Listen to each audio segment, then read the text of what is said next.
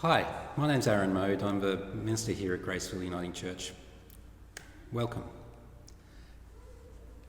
The lectionary this week has given us another long gospel reading from the Gospel according to John. This week's reading is from John, and it contains one of the most famous passages in the Bible, one of the most famous stories, and one which shows Jesus probably at his most human. Jesus and the disciples were off doing their thing, and Jesus had just once again escaped a stoning from the Jewish officials. Now word gets to him from his friends Mary and Martha that Lazarus, their brother, is sick. The sisters were hoping that Jesus might drop everything he's doing and immediately return to heal Lazarus. But Jesus does something strange. Even though Lazarus at this point might be still alive, he stays where he is for another 2 days. The disciples probably didn't question this because if he went up to Jerusalem, he'd be in a lot of trouble. The Jewish officials would know he's back. And Bethany is only around 1.5 miles east of Jerusalem. So he couldn't go to Bethany without word getting to Jerusalem. But after 2 days, he says to his disciples, "Okay, let's go back to Judea." Now this would have been a bit of a shock to the disciples. They probably wondered why he'd waited 2 days and not gone earlier. They say to him, "Rabbi, the Jews were just now seeking to stone you, and you are going there again?" The disciples are confused and can't understand why Jesus would go back to somewhere that's so dangerous for him. "Our friend has fallen asleep and I must go and wake him up," Jesus tells them. The disciples reply, "If he sleeps, he will get better." And Jesus replies to them, "No, he is dead." Now Jesus delays those 2 days because he's living in a fine timeline on the way to the cross, and this is the beginning of the end. It's a 2-day journey to Bethany. Jesus has already delayed his trip by 2 days, and we learn that when he gets to the tomb of Lazarus, he'd been dead for 4 days. Now Jesus already knew when he got the message from Mary and Martha that Lazarus was most likely dead, or would be by the time he reached them. So going back earlier would not have made a difference. But his staying and waiting longer does make a difference. By waiting longer, it is clear that this miracle is not just a resuscitation. The Jews had a belief that it was possible for a person to return back to the body after a short time of death.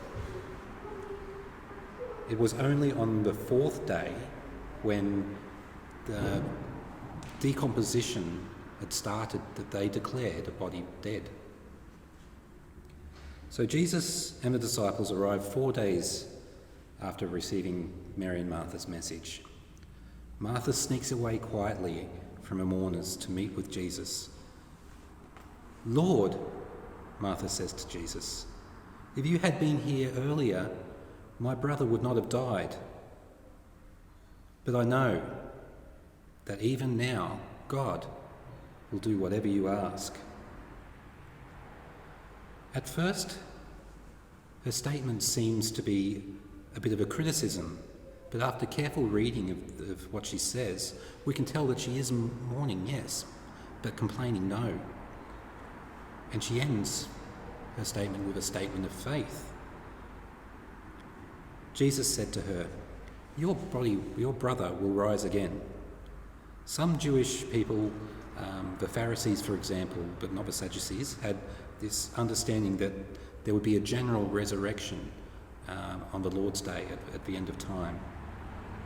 That is what Martha was thinking Jesus was saying when he said, "Your brother will rise again." Then Jesus focuses more closely and makes her think about something that she may not have understood. He says, "I am the resurrection and the life." Now, in the Old Testament, when Moses asked God what his name was, after much pestering, God told him, "I am who I am." So I am is a name reserved for God, and Jewish people at the time knew this. Jesus uses this name 7 times in John's Gospel for himself. Now, what Jesus is saying here is that he is God, and the only way to truly live is through him and by following him. Now, Martha goes and gets her sister. Now, in contrast to Martha, Mary, when she hears Jesus has returned, she leaves and rushes out and causes a scene, and the group of people grieving with her follow her. Now, her words to Jesus seem critical as well, but just like Martha, I think her words come out of grief and not anger. Now, Jesus sees the crowd that followed Mary to the tomb, and he sees the grief on these 2 sisters and the grief of all these people that knew Lazarus. And we have those famous words, that famous verse, Jesus wept. Now then, Jesus says to move the stone away from the tomb entrance. Martha is understandably worried about the state of her brother's body after 4 days. I love the way the King James Version puts it. It says, Mary says, "But Lord, by this time he stinketh." I love that, he stinketh, what a word. Now there's this crowd that's gathered, and for the sake of that crowd, Jesus openly declares that he is acting in the power of God and under God's authority. Then he calls a dead man to life. Lazarus is raised from the dead, not resuscitated, but resurrected. This is, of course, a foretaste of Jesus' own resurrection. He expresses a clear emotion for his friends when you see him weeping. Now, this is a milestone moment for the Bible. It reminds us that God really and truly understands the pain we're going through when we wait for his plan to unfold. We see here that there's nothing in this world that can separate us from the love of God. One thing I want us to take out of this reading is that God is always with us. God loves us so much that he came to earth as Jesus. He lived with us. He suffered with us. He suffered for us. And he died for us. Jesus wept. Jesus wept at the grief of his friends. Our suffering breaks God's heart. Another thing I want us to understand is that Jesus' words and his actions authenticate each other. He does what he says and he says what he does. Now, do you remember from last week the reading? In it, Jesus says, "I am," another I am statement. "I am the light of the world. God is the light of the world." And then you see him give sight to a blind man, giving that man light. In our reading today, he says, "I am the resurrection and the life." God is a resurrection and a life. And then he raises a man from the dead. So when we're confronted by disappointment, disease and death, as we are now, and no doubt will be in the future, we have to put our hope in the character of God and not in the promises of this world, but rather in his promises that flow from his character.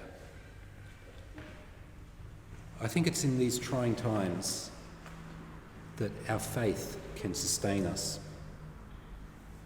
knowing that even though we feel isolated, alone, that God is with us.